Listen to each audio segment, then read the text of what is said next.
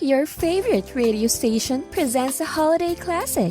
Attaboy, Clarence. The 23rd anniversary edition of Christmas on the Radio. God bless us, everyone. Now the 2022 edition of Christmas on the Radio with your host, Wyatt Cox.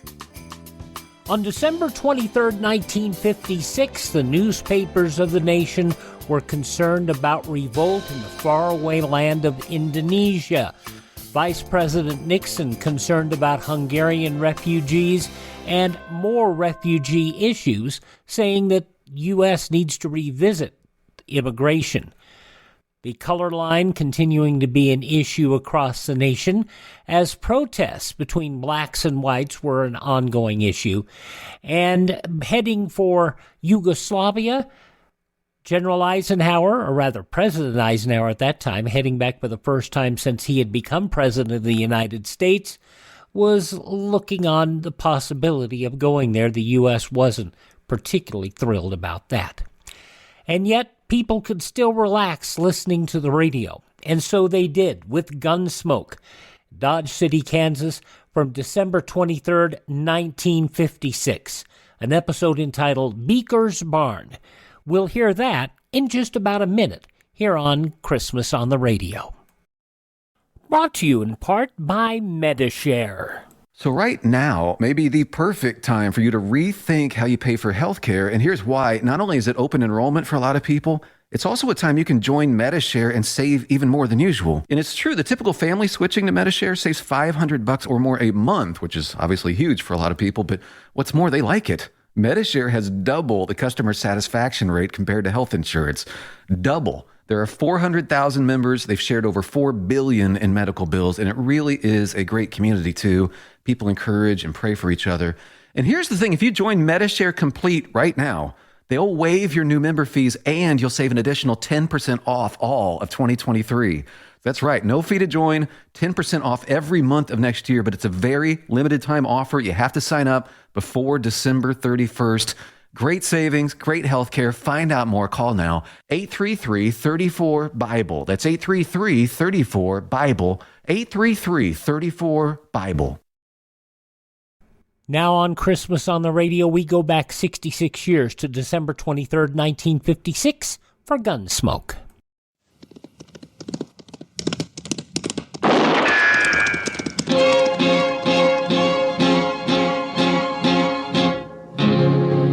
Gunsmoke.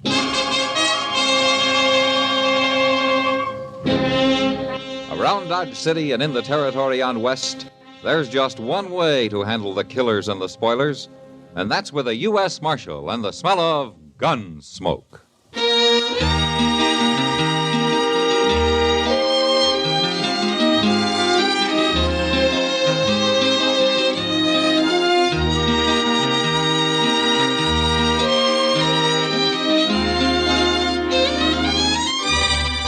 Gunsmoke, starring William Conrad.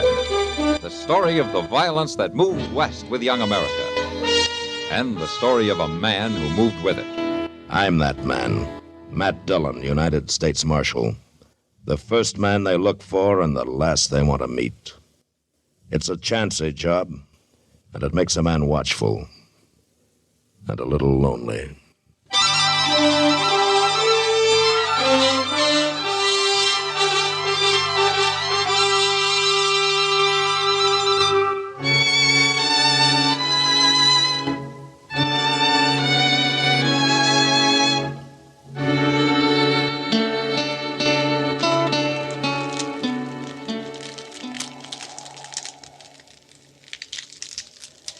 Good thing we packed in all that stove wood, Mr. Dillon. Gonna need plenty of it for morning. Yeah, it'll be a real cold night, looks like. That snow keeps on there, so it's gonna be 2 foot deep on the level and 4 in the draws. And if you don't take your boots off that stove, you're gonna have 2 feet on the bare ground, Chester. What are you talking about? Well, your soles are starting to smoke. Now take them off. By golly, I thought I smelt something burning in here. The stove's red hot. Yeah, well, at least my feet's warm for the first time in 2 days. Yeah, maybe I'll rub my boots with tallow. The leather ought to soak it up real good, being so hot that way. Evening. Hey, Matt. Oh, hello, Kitty. Come on in. Kitty. Oh, it's cold out tonight. Yeah, well, come over here and stand by the stove and burn with a Chester. Oh, now. I can't stay, Matt. I gotta back to the Long Branch. Ah, big crowd tonight? Yeah, but quiet one. Men get sentimental around Christmas time. Oh, I'm that way myself, Miss Kitty. So am I, Chester. I was thinking earlier this evening what it was like when I was a little girl. We used to always say... Well, that was a long time ago. Well, why don't you stay a while, Kitty, and let Sam run the place tonight, huh? Well, the boys sort of need me, Matt. To talk with them and laugh with them. Even though they're thinking of somebody else at the time. Well, yeah, I know, but... Well, I don't mind, really. It's kind of nice to be needed by somebody. What I was thinking, though, Matt, later around midnight, maybe the three of us could get together. Make some hot rum, maybe? It's a good idea, Kitty. Yeah, doggone it, maybe I can get old Mr. Jonas to rustle up some chestnuts. Then I'll be counting on it. All right. I'll come here if that's all right. I'd kind of like to get away from the Long Branch. Okay. Oh, well, how are you, Mr. Beeker? Good evening. Well, I better get on back. I'll see you later. All right, Kitty. Come on in, Jethro. You look like you could stand some warming up. Marshal Dillon, got some trouble out in my place. Oh, what kind of trouble? I've been invaded, attacked on my own property, shot at. Look here, that there hat. Ah, that bullet come much closer, you'd have been shot, not shot at. Who was it, Jethro? A couple coming through in a wagon. They took over my barn and won't let me put a foot inside. Now, what do you mean a couple, a man and wife? How do I know whether they're man or wife or not? Well, maybe they just wanted shelter from the storm. Marshal, I don't care what they want. They took possession of my barn without so much as to buy your leave. And I want them throw it out tonight. Oh, now, can't we leave it till morning, Jethro? No, sir. Will Ross ain't spending the night on my property. Will Ross? Yeah. Is your daughter with him? Harmony? Marshal, I ain't got no daughter. Well, you did have until 2 years ago when she married Ross and you threw them both off the place. For the last time, I ain't got no daughter. You had one for 19 years, Beeker. You know me for a man of my word, Marshal. Now I'm telling you this. If you don't ride back out there with me right now and get them two off my property, I'm going to burn that barn down with them inside it. Chester, Yes, sir. you better saddle a couple of horses.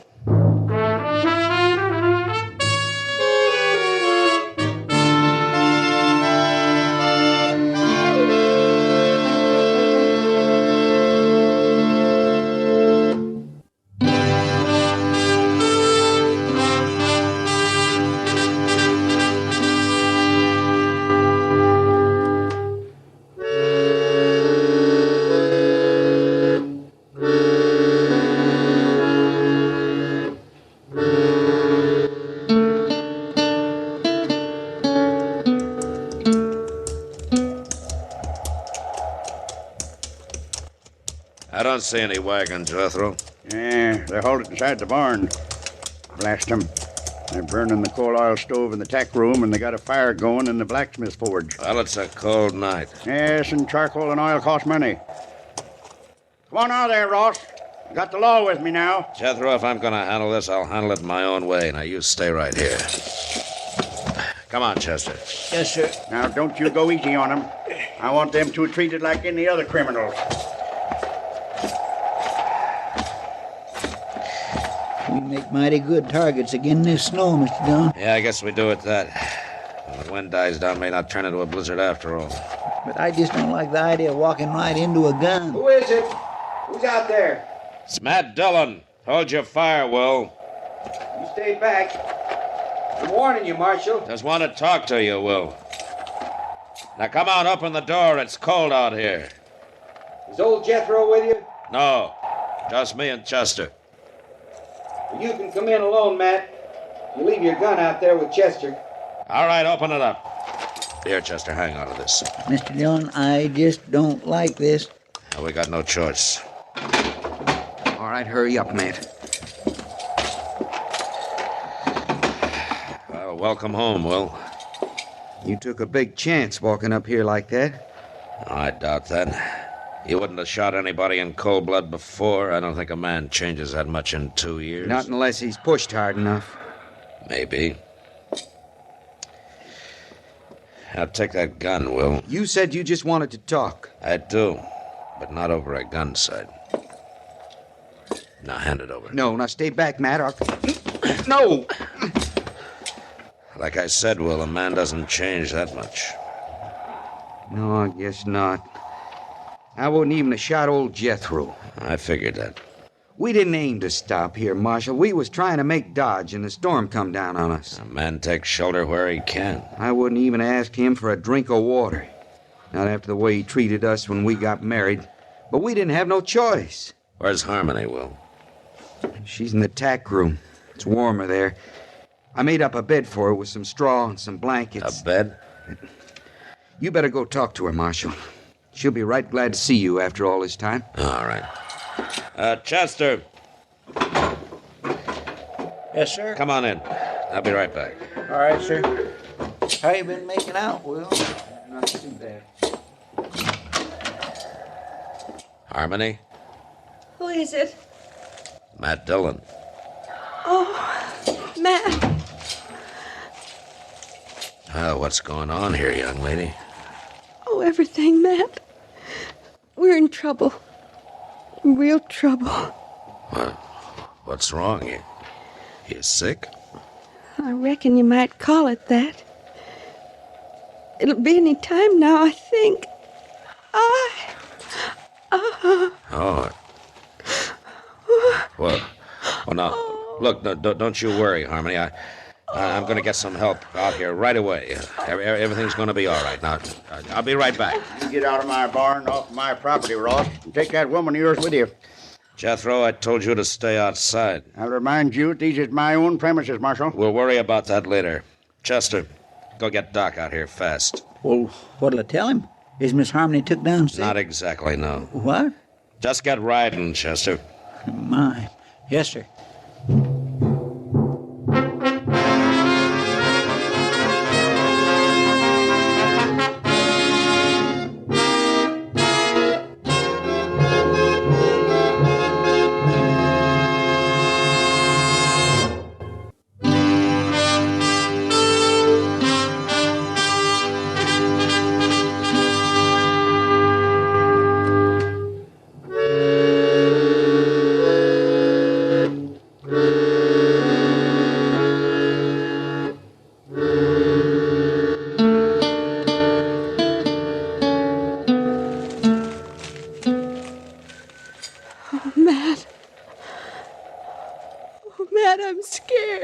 Just take it easy, Harmony.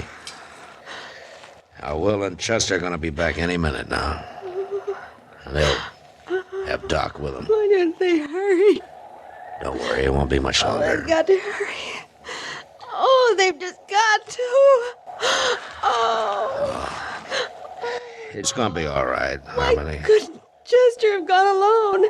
Oh, why did you have to send Will with him? Well, if he'd stayed here, Harmony, your father and him would have been at each other's throats. Where's Pa? He's out there keeping the forge burning, heating up some water.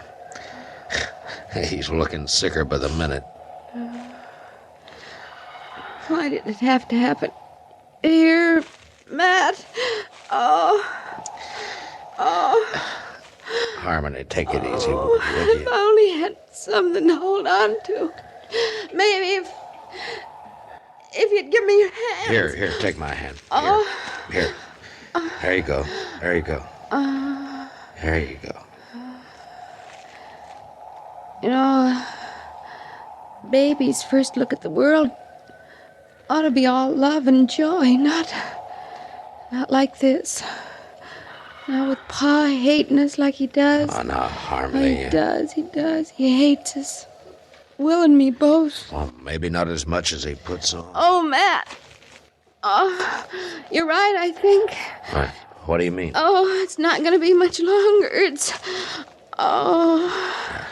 Just take it easy. If Doc doesn't get here, you'll stay with me. You'll help me, won't you, Matt? Well, sure I will, Harmony.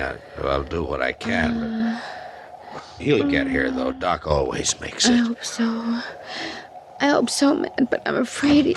Oh, say, it's cold. Now, what's all this fuss about? Oh, Doc, thank goodness. It's a fine time of night to drag a man out in the snow. Here, put my bag right. I can't see why you didn't plan this thing at a decent hour, young lady. Doc, I'm scared. Oh, scared? Fiddlesticks, not a thing to worry about. Women were having young'uns long before you and me was even born. Hurry, please. Oh, well, now then you just settle back there and you quit worrying. I'll tell you when it's time to hurry.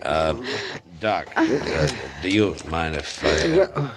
Well, now, Matt, well, you're as white as a sheet. Oh, well, Doc, Oh, you thought you was going to have to take over by yourself, huh? Now, you go on out there and you tell that old buzzard out there to heat up some more water. He hasn't got half enough. All right, Doc. And then stay out from underfoot. Me and Harmony's got some work to do. Go on now, get.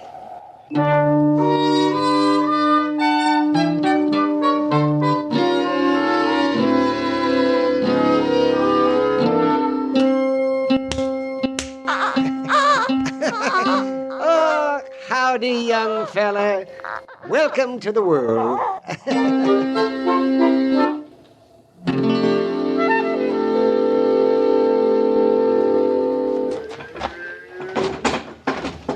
My gracious, it is cold, Mr. Dillon. Stop snowing, though. Clear as a bell. There you are, Mr. Beeker. Gotta put some more wood on that forge, I guess. It's burning down pretty low. And so's my wood pile. It's a fool waste trying to heat a barn in midwinter. I'll cut enough to make it up before we leave. Yeah. One thing sure, Jethro, we ain't going out beholden to you. You always was a fine one to talk. And mostly I can back it up. You didn't with Harmony. We don't need your old man's farm, you said. We'll have us one twice as big, you said. We run into bad luck. Yeah, sure you did. And you come crawling back with your tail between your legs. Not to you, we didn't. We got caught here tonight by accident. Bad luck accident. That's all you was born for. Just what I told Harmony when she defied me and up and married you. Is that so? Now you listen to me, Jethro. All right, that's enough. Settle down, both of you. Well, I didn't give you back your gun just to have you start another argument. I'm sorry, Marshal. I'm just kind of on edge, I reckon. Well, 'tain't no wonder when a man's got a new little boy less than an hour old. Yeah, the rich get richer and the poor have young'uns. Jethro, shut up. Marshal, I'll remind you that all of you are trespassers on my property. I thought we settled that. I'm here because you called the law in, remember? Well, you sure ain't done nothing. Force of circumstances, Jethro. Yeah. Now, they'll leave as soon as your daughter's able to. You can count on that. I ain't got no daughter, Marshal. Well, anyway, while they're here, you're going to keep the peace. And ain't no law against talking. There is if the talk leads to violence. And just remember that Harmony and Will don't like putting up with you any better than you like putting up with them. Real high and mighty, ain't they? And without a ruff over their heads. Well, a lot of folks might figure that makes you look worse than them. Now, what kind of talk is that, Marshal? Well, with a ranch this size, a big house on it, and a man your age trying to work it all by himself while his own kin roam the countryside. Some folks might figure a man like that's got a lot of meanness in him. I told her what to expect if she married this feller. A man might tell somebody most anything when he's mad, Jethro. But it's plain stubbornness that makes him stick to it afterward. They come sneaking into my barn like bandits, Marshal. Didn't even knock on my door. Now you're saying I ought to go crawling to them. I didn't tell you what you ought to do. Well, it comes to that, though, and I ain't doing it. Don't worry, Jethro. We don't want no part of your ranch. And it ain't being offered to you. I worked mighty hard to make this place look like what it is. A little peace and quiet out here wouldn't do the patient any harm, you know. How is she, Doc? Is she going to be all right? She's fine. And so's the young'un. She'll live to have a dozen more, and he'll grow up and probably come to a bad end. Like being a marshal or a country doctor. Oh, now, young lady, I'll be back in the morning. You get yourself some sleep. All right, Doc. But would you tell my pa that... If you got any telling to do, you do it yourself. Pa?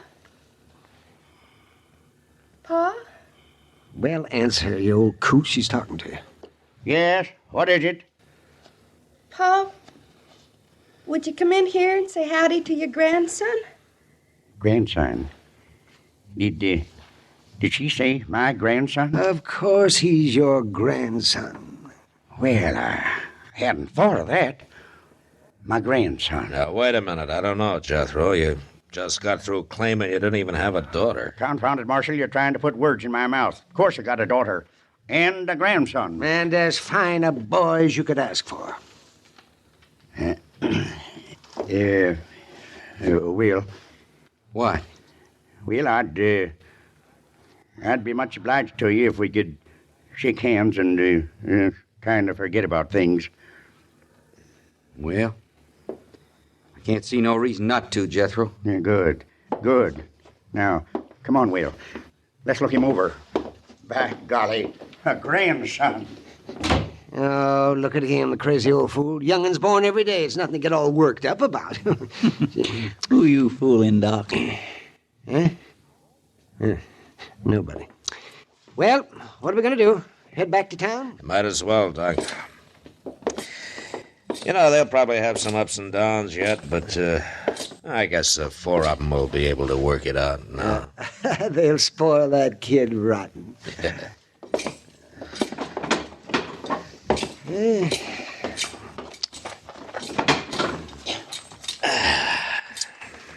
Well, turned out to be a fine night after the snow quit, didn't it? Yeah.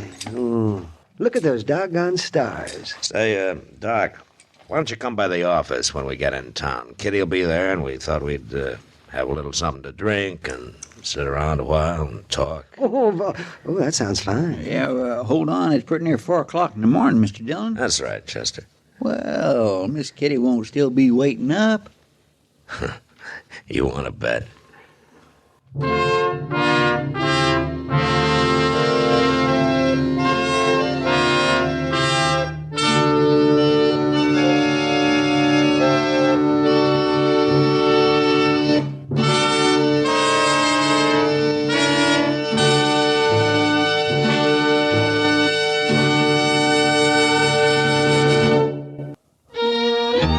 The frontier cowhand was pretty proud, and he'd fight anyone who had bad to say of his horse, his hat, or his saddle. And next week it's because of an old spotted hound dog that 2 men nearly died. And that was the West. Gunsmoke. Produced and directed by Norman MacDonald, stars William Conrad as Matt Dillon, U.S. Marshal. The story was specially written for Gunsmoke by Les Crutchfield, with editorial supervision by John Meston. The music was composed and conducted by Rex Corey. Sound patterns by Tom Hanley and Bill James. Featured in the cast were Ralph Moody, Vic Perrin, and Virginia Gregg. Parley Bear is Chester, Howard McNear is Doc, and Georgia Ellis is Kitty. Join us again next week for another story of the Western frontier, when Matt Dillon, Chester Proudfoot, Doc, and Kitty, together with all the other hard-living citizens of Dodge, will be with you once more. It's America growing west in the 1870s. It's Gunsmoke. I sure like the radio version of Gunsmoke better. A lot more authentic than the Western version that was on TV. Very Hollywoody version. Gunsmoke, December 23rd, 1956. You're listening to Christmas on the Radio. When we continue in a few moments here, we will go from a radio show that had moved to television and become very popular, Gunsmoke, to a very popular television show that was brought to radio. Have Gun Will Travel, and the stories of Paladin, portrayed not by Richard Boone, but by John Dehner. That'll be coming up in just a few minutes here, when Christmas on the Radio continues right here on your favorite radio station.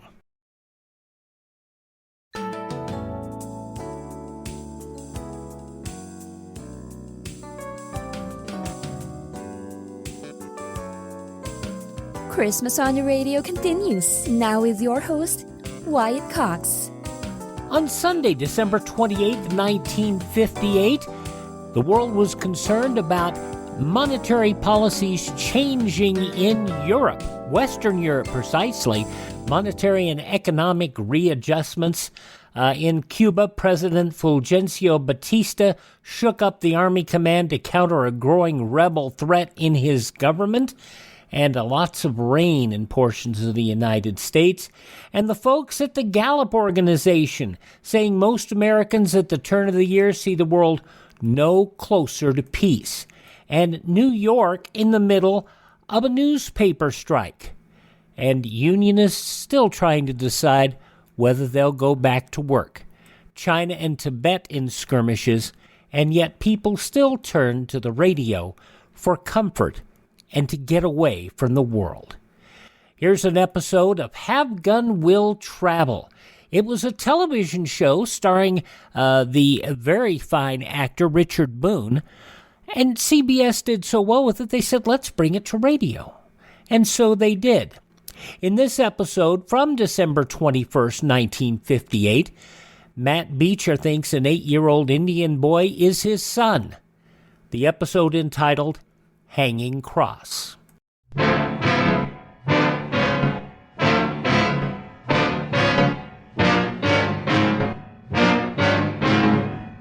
In all my life, I've only seen a dozen real killers.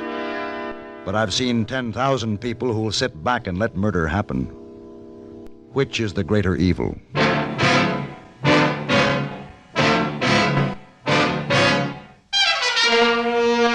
Have Gun Will Travel.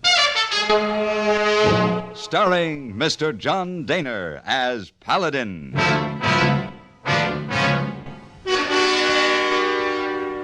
San Francisco, 1875. The Carlton Hotel, headquarters of the man called Paladin.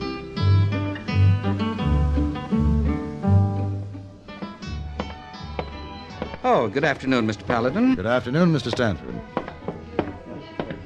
Pardon me. Yes. You dropped these by the desk. Oh, thank you very much. The glove that holds a lady's hand holds a world of prettiness. Really? Yes. My name is... I am not interested in your name. I don't wish to know it. I don't wish to know you. And if I did, this would not be the day, the hour, nor the place. I quite understand. Then if you will kindly release my hand. Oh, of course. Again, thank you very much. Oh, pretty lady, not too impressed with Mr. Paladin. We are all entitled to mistakes, hey boy. Oh, yes, but how often? Seldom, the time, the place, and the loved one all together. And husband make 3. Telegram come for you. Oh? Answer? Yes. Wire back. Have gun. Will travel.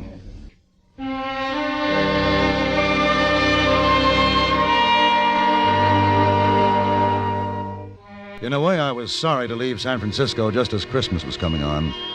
The shop windows, already frosted, were filled with all those wonderful surprises, which seemed to appear only at the Christmas season. And there was an excitement in the eyes of passers-by, young and old alike. In the air, there was the smell of cookies and cakes and candies. It was a good time to be in San Francisco. And yet the telegram from Colorado Territory left me little choice. It was a long trip and a cold one. As I got closer to my destination, I heard more about the man named Beecher, the man who had hired me. And I didn't like what I heard. Matt Beecher was a hard man, and he ran his cattle empire with an iron fist. It was the day before Christmas when I arrived at the Beecher Ranch. You got business here, cowboy? I was told I'd find Matthew Beecher here. You found him. I pay you $25 a month if I like your work. This is my foreman, Tater. He'll sign you on. Howdy. No, I didn't come here to hire on as a hand, Mr. Beecher. Oh, what did you come for, then? My name is Paladin. You may remember this. Have gun will travel. So? Well, you sent me a wire asking my help, something about your boy.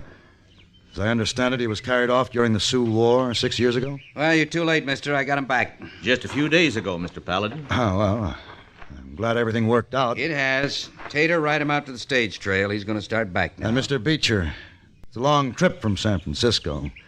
I'll take travel expenses for my trouble. You'll get nothing. Put him off the ranch, Tater. Mr. Beecher? What? Does the boy speak any English? No, he don't. Why?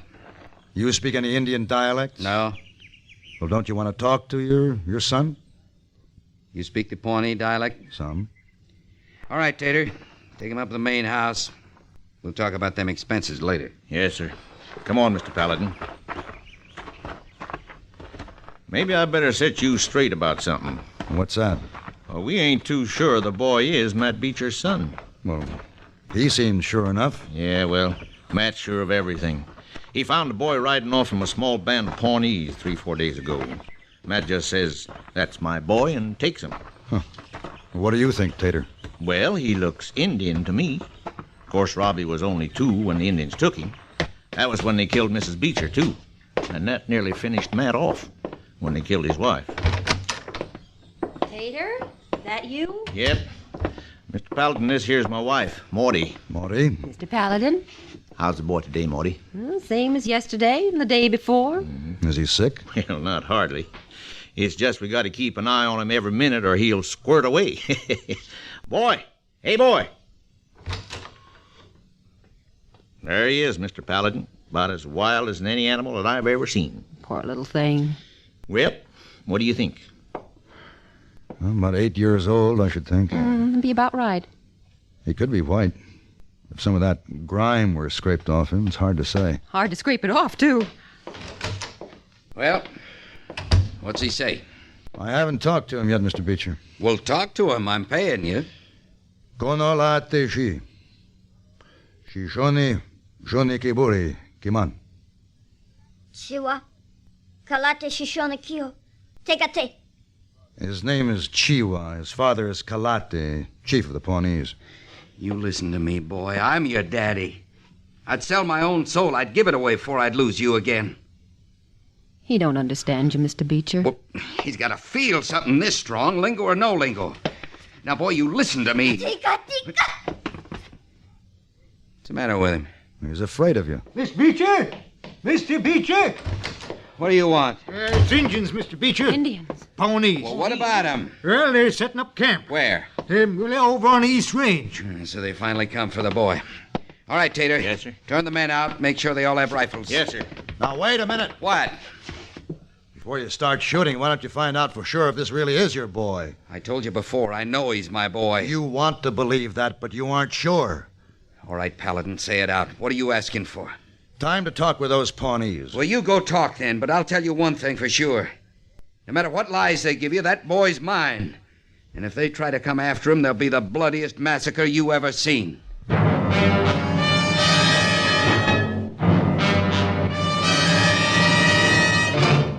And the conclusion of Have Gun Will Travel, December 21st, 1958, when Christmas on the Radio continues in just a moment.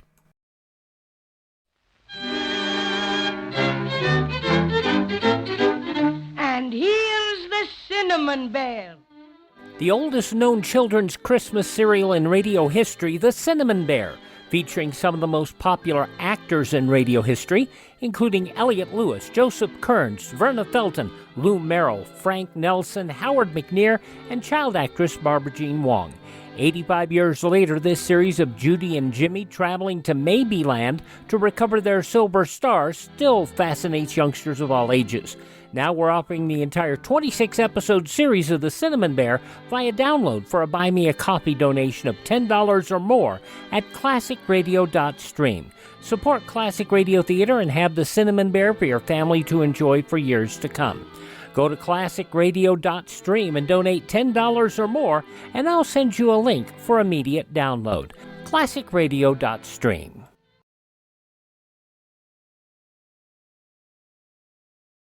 I'm Wyatt Cox. Thanks for tuning in to Christmas on the Radio here on your favorite radio station. The conclusion of Have Gun Will Travel, The Hanging Cross, December 21st, 1958.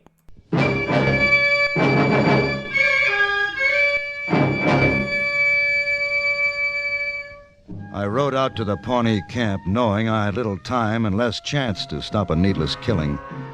There were squaws, braves, sitting, wandering. There were a hungry people and a lost people. At a tattered teepee, I found Kalete, chief of the Pawnees. Kalete was once man who greeted white man like brother. Now he wanders, hungry, forgotten like the gray wolf. I'm sorry. I wondered why Kalate was on this trail. White man steal children. Kalate will agree. A man may claim his own son. Chiwa, my son. Is he white? Chiwa, my son. I ask again, is he white? Skin is leather bag God made to hold the soul.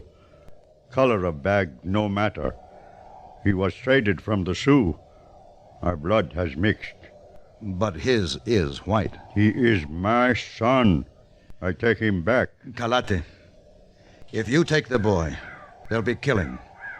This white man has many rifles. Can rifles kill what has been killed already? Look at my camp. When there is no game, my people starve. We are driven from land, and winter is here. But we move no more. We stay here. Soon we take my son.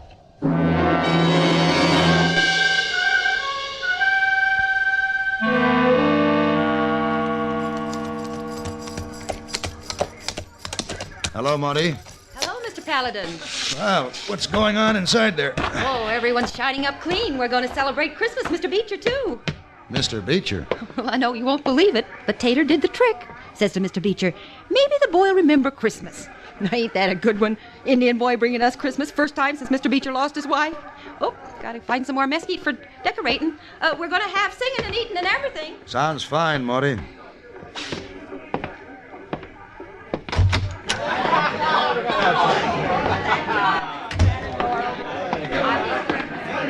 Well, Paladin, you see the chief?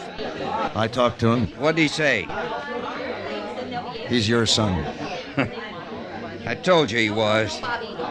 You tell them Injuns to get their squaws and their tents off my property? No. Why not? You want them all killed?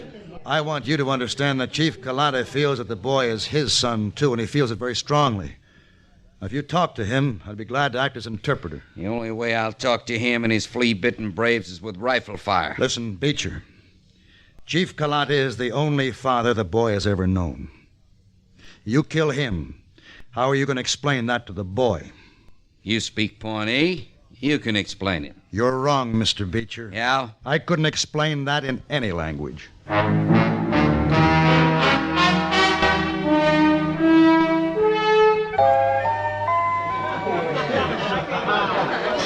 Tater, I said rations, not all these fancy victuals. Well, it's Christmas, Mr. Beecher. Now look, listen to me, all of you.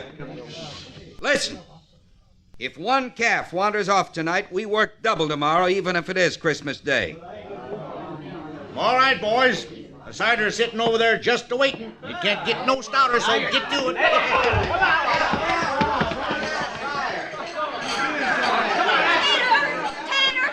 Tater! Morty, what is it? The boy's gone. Gone? They come and took him. Was it the Pawnees took him? Yes, sir. You knew about this, Paladin. I thought they'd try, but not so soon. Get your rifles. Now, just wait a minute. You're always reaching for a rifle. There's no need for rifles. No hurry. The Pawnees aren't going anywhere. They're tired of running. Preaching from a gunslinger. You just been aching to speak a piece. Well, speak it, Paladin. Talk don't mean nothing. Say anything you want. I'll still have the last say.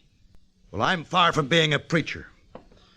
But I do know something about killing. Now, these Indians, rightly or wrongly, believe the boy is theirs. And few people love children like the Pawnees. Now, the Chief Kalate might have given up the boy. He knows a wealthy rancher could give the boy more than a starving Indian could, and they're starving. Properly treated, he still might give up the boy. On the other hand, these Pawnees can't run anymore. They're tired. But they would rather die here tonight than give up the child to force. It won't be hard to massacre them. They have no guns. All you have to do is stay out of arrow range. And those you only wound, well, someone will have to press a muzzle against their heads and pull a trigger. Now, this is no Christmas message. I haven't even suggested that to a starving man, food may carry more weight than rifles. As Mr. Beecher can tell you, sentiments like peace, like goodwill, and love, and brotherhood, they're just words, unless you already know what they mean. And if you don't, even if this were a chapel and I were a preacher, such words would do no good. Well, I ain't got much to say. We're going out to kill some Injuns. One Injun in particular. Anybody that wants can stay here and draw his time, if you think you can find another job. And those who ain't going with me, speak up. Right now.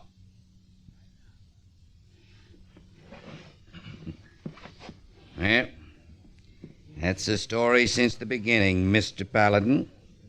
The belly always wins out.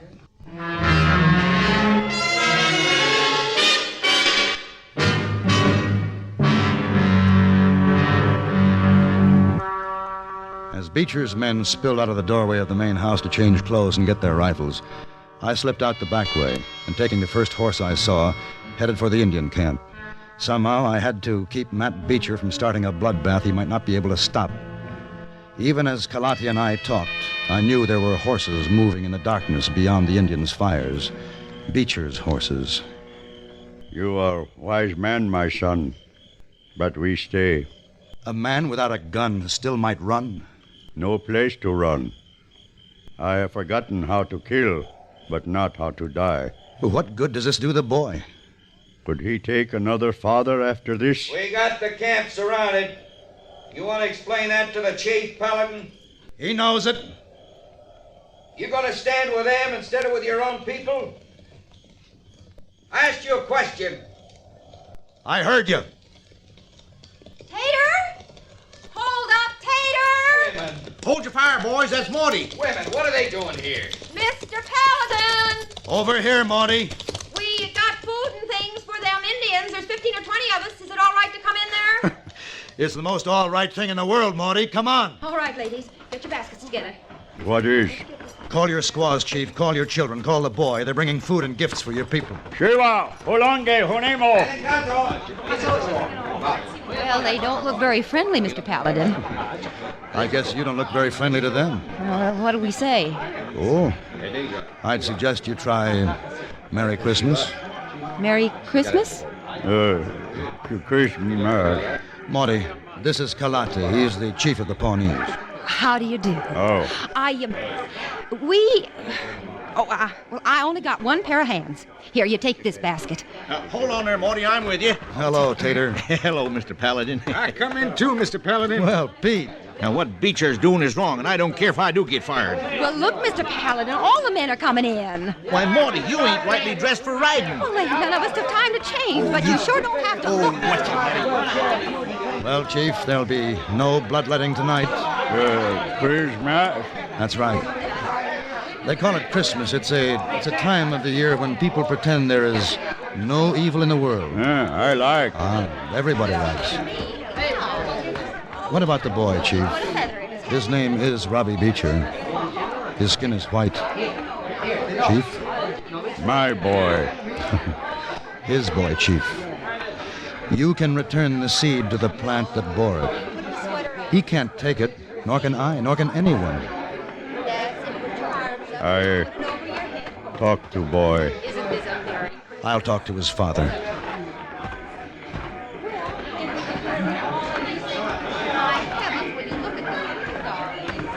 Hold it, Paladin. Right there. He'll give you the boy, Beecher. What? You can take him home tonight. The chief is talking to him now, telling him that you're his father. I'll kill you, Paladin, if this is some kind of way of getting back at me. When do I get my boy? I haven't been paid yet. $1,000 cash. Well, I haven't got it with me. Well, when can you have it? Tomorrow? Then give it to the chief so he can buy some land for himself and his people. I'll do better than that. I'll give him some land.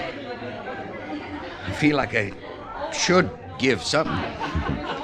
It's a good feeling, isn't it? As a matter of fact, it is. Merry Christmas, Mr. Beecher. Merry Christmas, Mr. Paladin.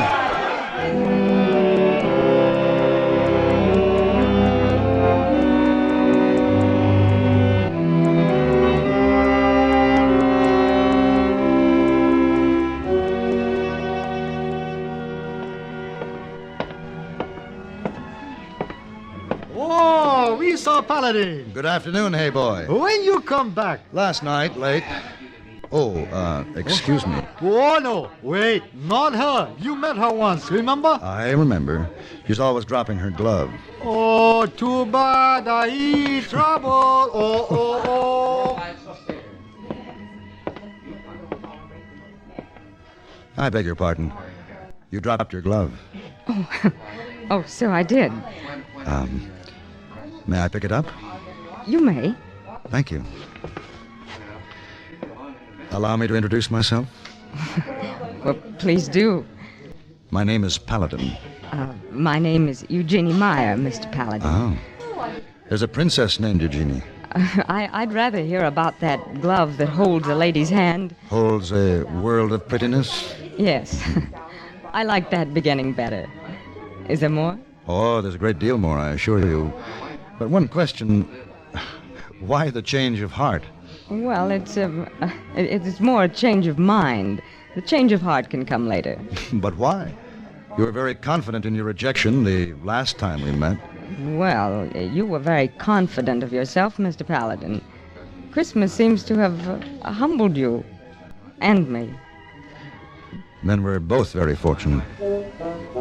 Now we can meet. Yes.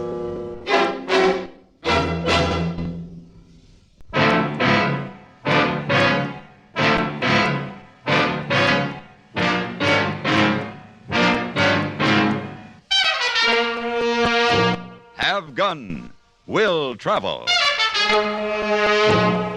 Created by Herb Meadow and Sam Rolfe, is produced and directed by Norman MacDonald, and stars John Dehner as Paladin, with Ben Wright as Hayboy. Tonight's story was written by Gene Roddenberry and adapted for radio by John Dawson. Featured in the cast were Vic Perrin, Jess Kirkpatrick, Roy Woods, Richard Beals, Ann Morrison, and Virginia Christine. Hugh Douglas speaking. Join us again next week for Have Gun, Will Travel. From December 21st, 1958, Have Gun Will Travel on Christmas on the Radio. On many stations, we have another hour straight ahead. If you're with us, we look forward to the pleasure of your company. If you'd like to visit us online, we're at classicradio.stream. If you're not with us next hour, we wish you and yours a very, very Merry Christmas and a happy and prosperous 2023.